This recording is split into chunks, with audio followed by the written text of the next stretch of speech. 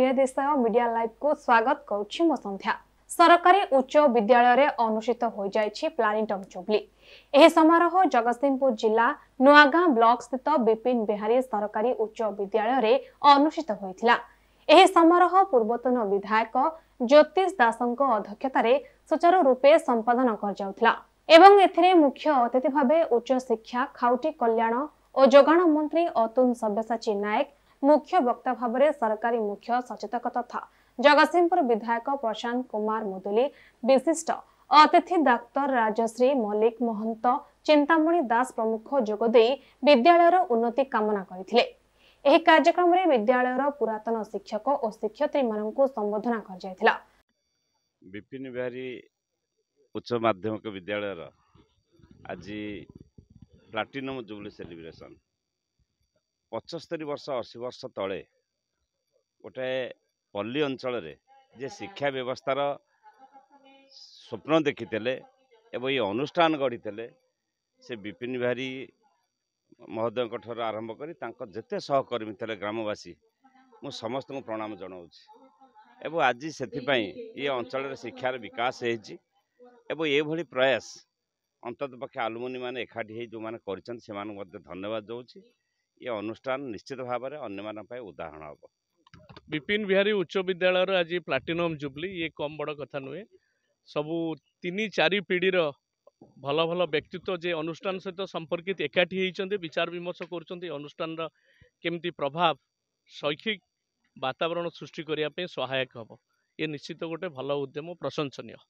ये स्कूल जो स्थापित है 1945 मसीह ठीक एक समय अलनाठ हाईस्कूल प्रतिष्ठा होता। 2टी स्कूल प्रतिष्ठा संपादक थे चौधरी विपिन बिहारी दास घर आगे जो नाउ अंचल को रास्ता घाट सुविधा नाला एमती रास्ता तो स्वप्न कथा गोटे सबुदिन रास्ता स्वप्न कथा सगल भिड़ भाया था रास्ता से समय ये अंचल शिक्षा विकास एवं अंचल बहुत स्वप्न था।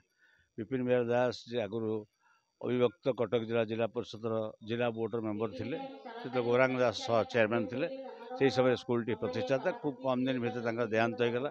आज 80 वर्ष पूर्ति उपलक्षे आज जो आम बंधुमिलन पूर्व करूँ से समाज विभिन्न क्षेत्र प्रतिष्ठा ये IAS अफिसर बाहर डाक्तर इंजीनियर होती अध्यापक प्रिंसिपाल बहुत बड़ बड़ साहित्यिक बाहर जुडिशियल सर्विस स्कूल पाठ पढ़ी उत्तीर्ण होती।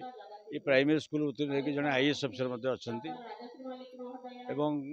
ओडिशा सरकार जड़े IAS अफिसर अच्छा पंचायत डेप्यूटी पंचायत डायरेक्टर से स्कूल छात्र तेणु आज समस्त को एकाठी कर समस्त स्मृति अनुभूति समस्त बांटुते आम मुझे व्यक्तिगत भाव में बहुत छात्र मुझे जानी जदिव टेलीफोन कंटाक्ट थी केमती देखी नी आज जो देखिलु प्राक्तन बयस 85 वर्ष 88 वर्ष लोक भी आज आसते से स्मृति अनुभूति बांटुले कारण से कहते जब स्कूल हो पार था हे तो आम पाठ पढ़ा सुजोग पाई था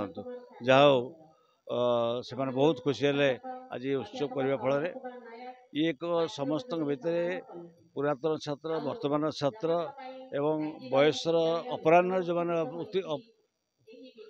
पहुँचती समस्त भीतर एक बंधुत्वपूर्ण वातावरण सृष्टि आज कार्यक्रम करने द्वारा एणु आपण मैंने आसी ए कार्यक्रम में सामिल होता आपण समस्त को धन्यवाद जनाऊँ। जगतसिंहपुर श्रीराज साहू रिपोर्ट निरादृश्य मीडिया लाइव। एही खबर जानिबा पई आम चैनल को लाइक शेयर सब्सक्राइब करंतु। नमस्कार।